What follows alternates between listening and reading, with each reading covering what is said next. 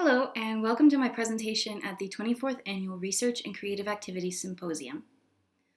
My research project focuses on the influences and influence of the Japanese animation, or anime, Jojo's Bizarre Adventures. Today, I will look at some of the art and popular culture that inspired Jojo's and in turn came to influence current art, media, and commercial products. Before we begin, I'd like to acknowledge and thank some of the biggest supporters of my research. Thank you to Dr. Maria Elena Busek for being my mentor and Dr. Young Wang for sparking and fostering my love for Asian art. To the UC Denver Office of Undergraduate Research and Creative Activities for awarding me an undergraduate research opportunity program grant. To my art history thesis peers, whose insight and suggestions helped shape my presentation today. And lastly, my friends and family who've had to listen to me talk about this project for months on end, but still listened eagerly and gave excellent advice. Created in 1987, Jojo's Bizarre Adventures is an anime adaptation of the famous ongoing Japanese graphic novel, or manga, of the same name. Jojo's is the brainchild of Hirohiko Araki, a man from Miyagi Prefecture with a passion for fashion, music, and drawing as an art form. It follows the lineage of the Joestar family, whose names are often abbreviated to form the titular name Jojo, and their companions who use special powers called Hamon and stands to fight evil.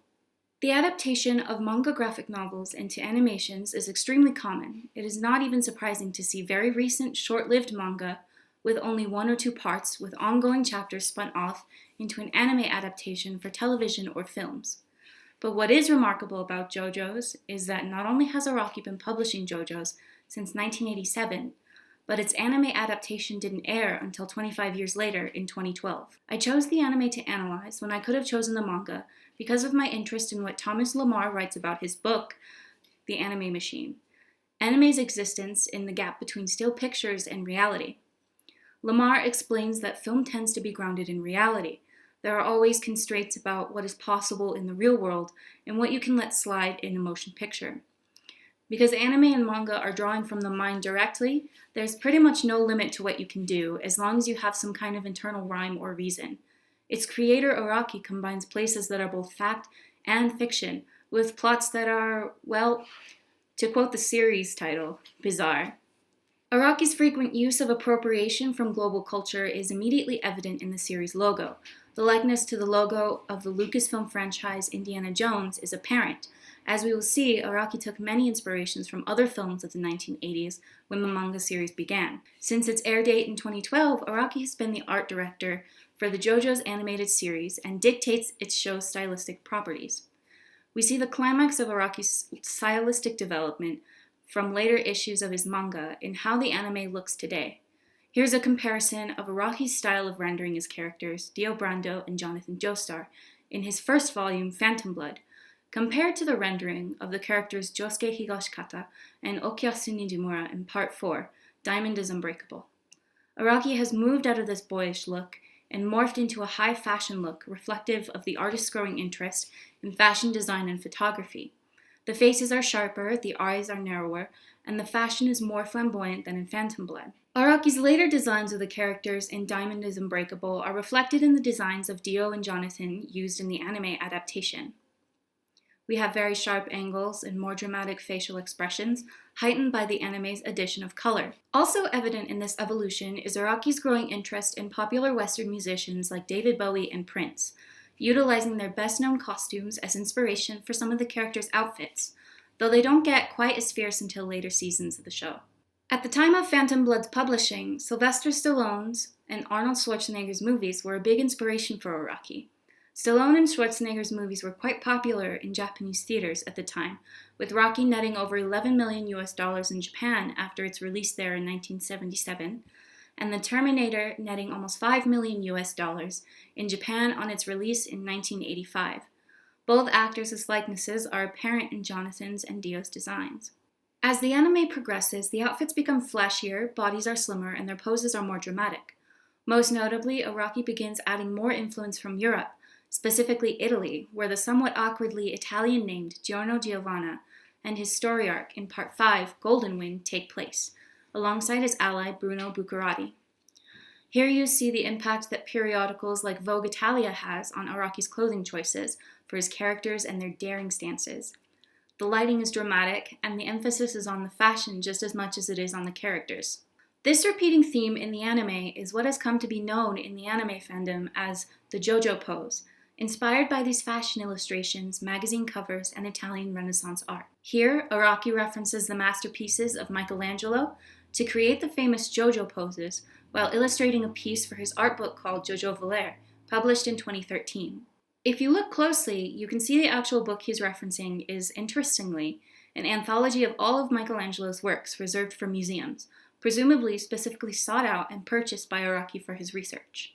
When compared to other Michelangelo works like those in the Sistine Chapel, you'll find that composition and placement of the figures are similar, and though Araki's figures are more vibrantly colored, they exhibit a style of shading that closely resembles the master. From Michelangelo's sculpture, Araki has noted the use of David's curls as inspiration for Part 5's protagonist, Giorno Giovanna.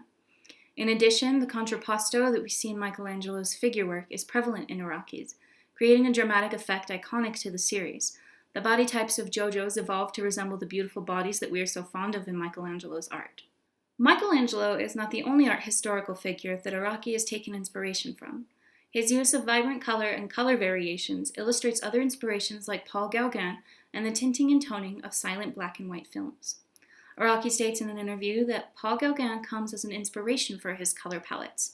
Gauguin was a 20th century painter of the Expressionist era and was fond of using saturated colors without shadow in lieu of shading objects traditionally.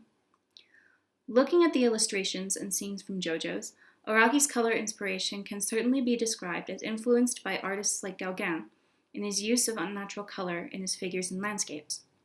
When combined with the themes and settings of Jojo's, the anime completes the definition of what Gauguin called synthetism, a combination of reality and fantasy to create something entirely new. The color of Araki's characters and their environment often change depending on mood, especially in the outfits and hair as seen here in the detail of Giorno and Jolene Cujo from Part 6, Stone Ocean. When compared to Giorno from the anime, the difference in coloring from medium to medium is pretty obvious, but Araki also changes the colors from illustration to illustration. Here's Giorno again. The basic anatomy and makeup of the characters' outfits never change, but the colors do, depending on a number of factors from narrative context to just plain old artistic expression, as with the color change in the Jojo Valere illustration. Arguably, most importantly, it allows for the reader and the artist to interpret whatever colors they like, so when making illustrations, Araki doesn't have to stick to certain colors, as long as the characters remain distinct in their line work. In addition to resembling the color fields of the Expressionist and the Synthetist movements, Araki's coloring resembles what occurs in early black and white silent film, in a process called tinting and toning, where tinting is adding color to white and toning is adding color to black. Instead of applying a filter as one would today, color had to be added to each individual cell of the film, much like what still happens today in animation. Here you see a great example from the movie The Great Train Robbery, where colored accents appear when most crucial to the story. In anime, the scenes can easily change color schemes without much regard for budget, as cells in anime are often already colored separately from the line work. No stranger to having bold color palettes, the JoJo's anime's subtle changing of color palettes is not just across a series' evolution, but between scenes in a single episode, as shown here, when Jonathan and Dio engage in a tussle. The background has been tinted with magenta and green hues, while the characters mimic this coloring in the foreground. In my final thesis, I will continue to explore these influences in JoJo's as well as the influence it has had on global popular culture, from cosplaying and merch to a Louvre exhibition and Gucci collaboration. JoJo's global aesthetics can be the reason it has remained so popular to this day. Because of the range of influences that merge with modern culture, the characters remain relatable and stylish.